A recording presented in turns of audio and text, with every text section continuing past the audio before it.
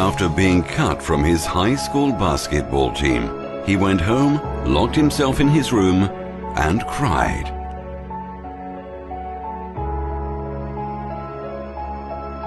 He wasn't able to speak until he was almost 4 years old, and his teachers said he would never amount to much.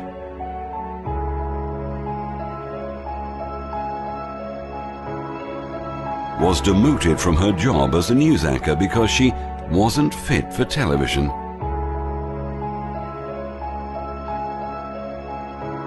Fired from a newspaper for lacking imagination and having no original ideas.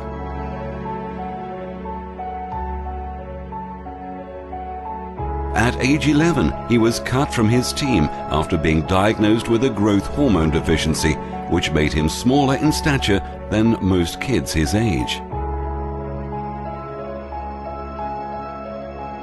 At 30 years old, he was left devastated and depressed after being unceremoniously removed from the company he started.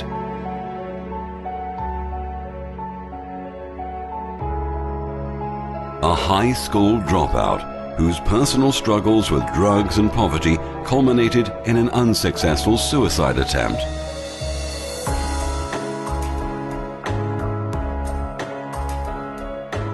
A teacher told him he was too stupid to learn anything and that he should go into a field where he might succeed by virtue of his pleasant personality.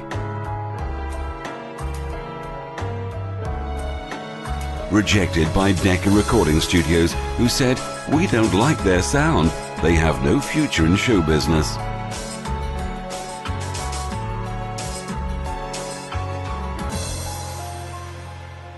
If you've never failed, you've never tried anything new.